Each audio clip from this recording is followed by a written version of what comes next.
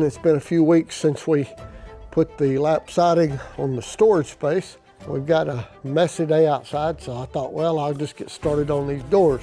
And if you're going to build doors, in my opinion, I could be wrong, you got to know how you're going to hang your doors, where you're going to put your hinges, and really the most important thing for me anyway is knowing what size the opening is, and that way then I know how big to build the doors. Makes sense to me.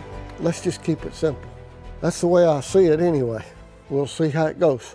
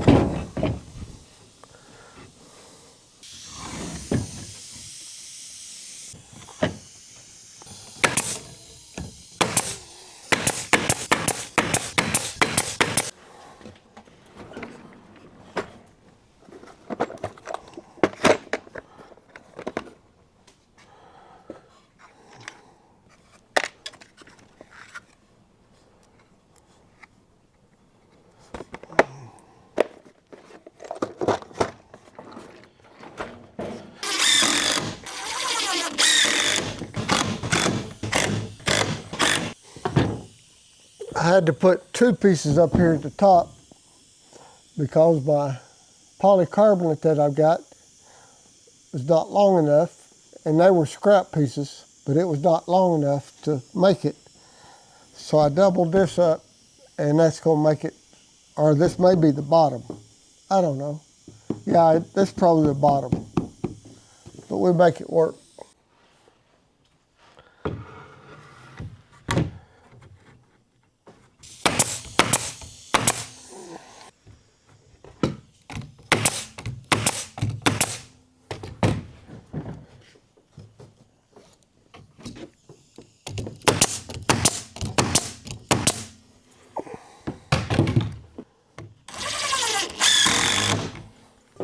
The critical thing here, there ain't nothing critical. Two things. One, the only expense I'm going to have in this is hinges and a latch, and I may have some hinges around here. I just got to do some digging. So if I've got hinges, then I got zero expense in this. But the main thing is the outside, the length and the width has got to fit in the jamb. And if it does that, what I'm thinking is, door ought to work.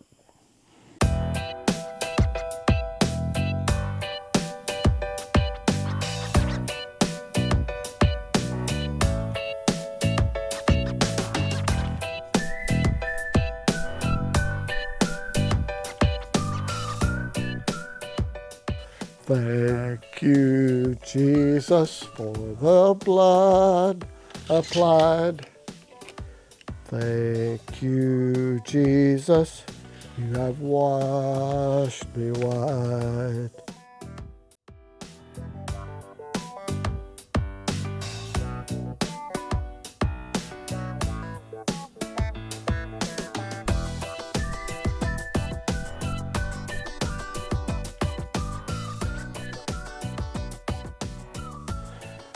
Two ways you can cut this polycarbonate or acrylic. This is 1/4 inch thick.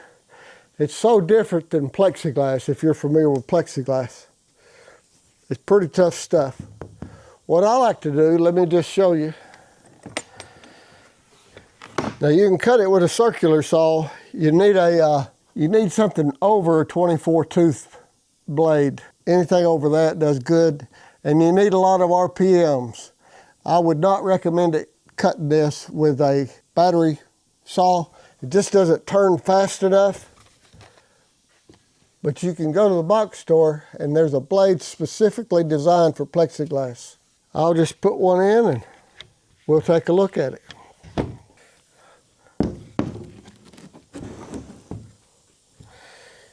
You just want to put your line close to something solid underneath.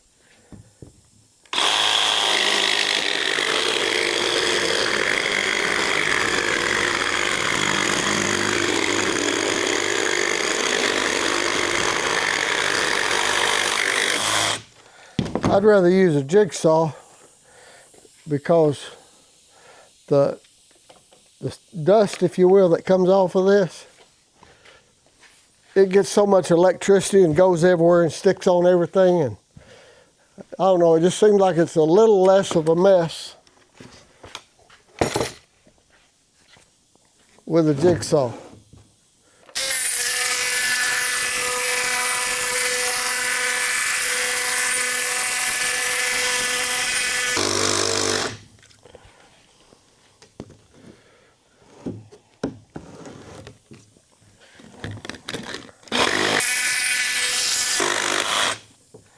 Easy peasy. There we go. We'll just make a piece of stock. Go in here like this, nail that in, and that'll be done. Door number 1, finished.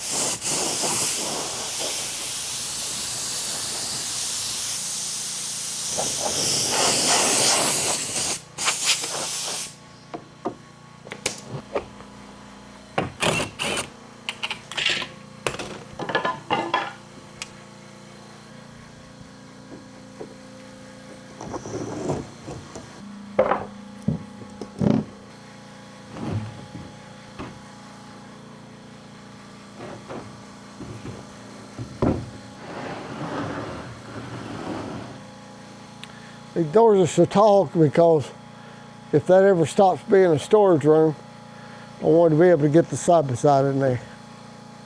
Thus, we got a tall door.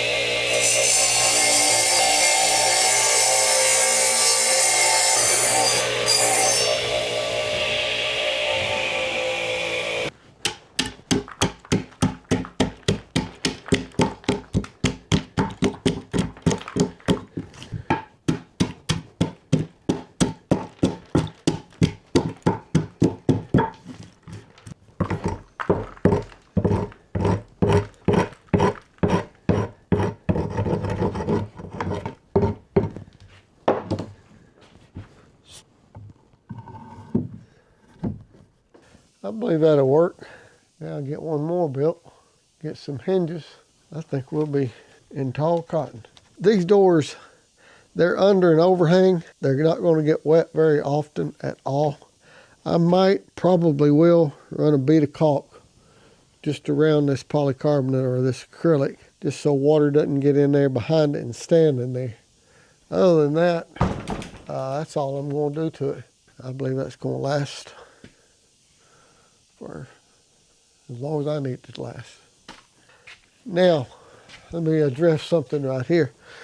Normally, would you cut all your pieces for both doors at the same time? Absolutely, if you're using dressed lumber. But this is not dressed. This lumber came straight off the sawmill. It's rough-sawn. It has a good bit of variances in it. This one's 5 9/16. This one's 5 3/8. Because of the variances and everything, it just, in my mind, the way I was thinking, it's just going to be easier just to build them one at a time. The outside dimensions, height and width, going to be the same. That's all that matters. I got to thinking while I was cutting this piece for sheet number 2. I think I said there was 2 ways you can cut this stuff. Actually 3 ways that I've cut it. Jigsaw, circular saw, and with a table saw. And there again, if you're using a table saw, you know, probably a 40 tooth blade is what you want to have. And if you're using a table saw or a circular saw, either one, you just want the blade just barely going through, maybe like on a table saw. You just want the blade sticking up maybe 1/8 of an inch higher than the polycarbonate or acrylic. Something like that.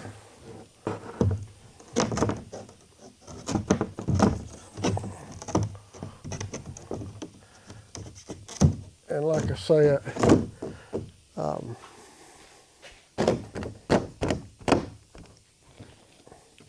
this came out of some scrap pieces I had left over from a job, so not out any money on that. And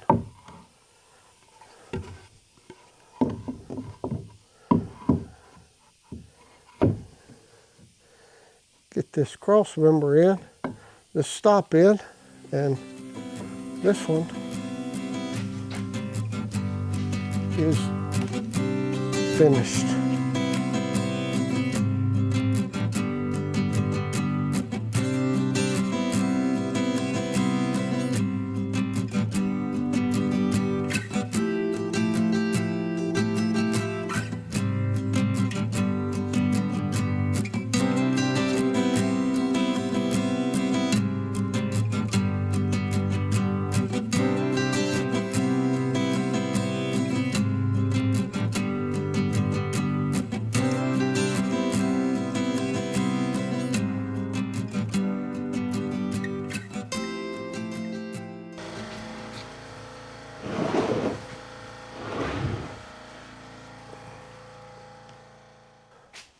Well, there's the doors. Like I say, I'll probably put a bead of caulk right here just so that water can't get in that joint. Should be good to go. Just got to get them hung now. Get them hung.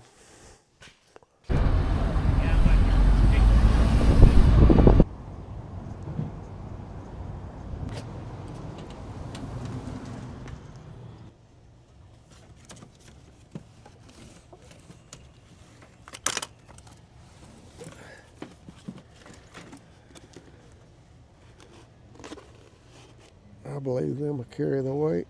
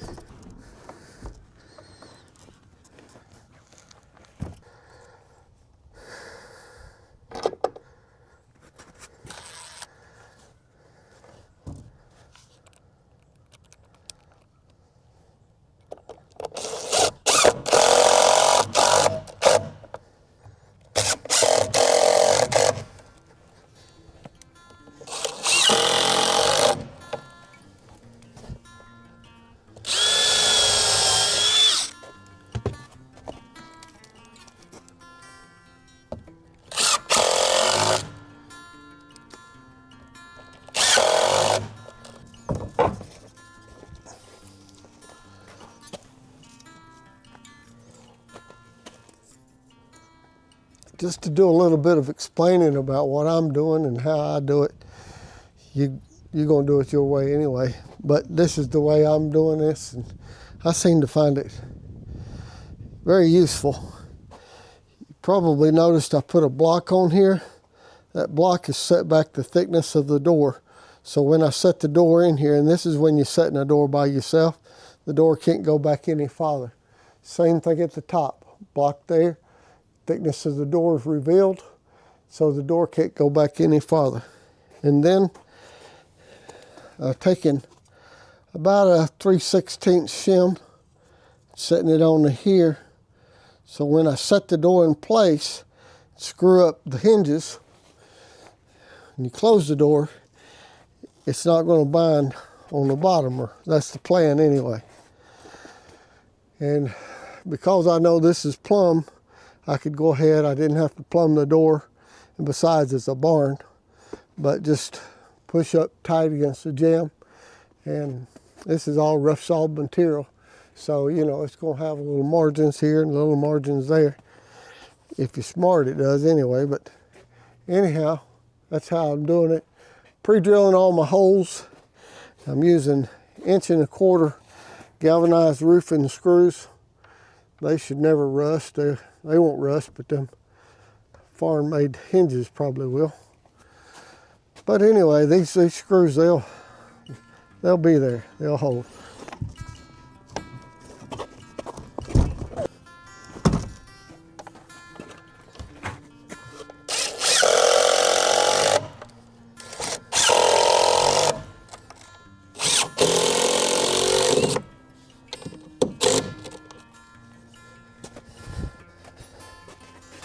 Now would be the time.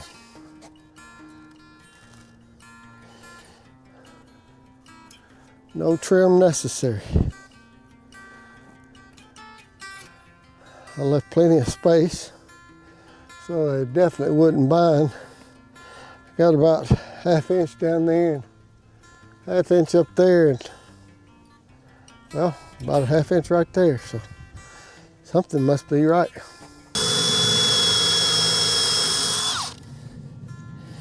These hinges came from India.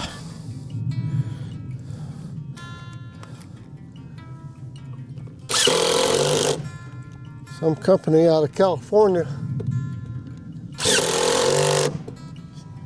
I mean, they look like pretty good hinges. We'll see.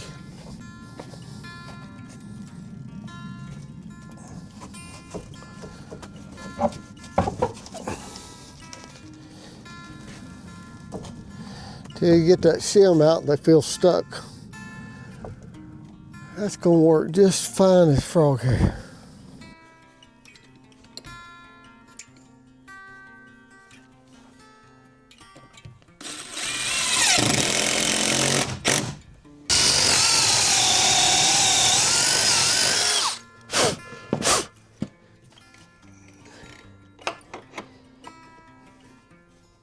Well, I'm glad that little project is done.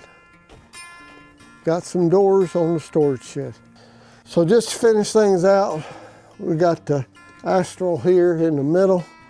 We got a bolt in the bottom, a bolt in the top for the fixed door. Piece of stop all the way around the perimeter. And that locks it up. Bug proof, rat proof, any kind of proof. No, I tell you what, I put this bolt up high.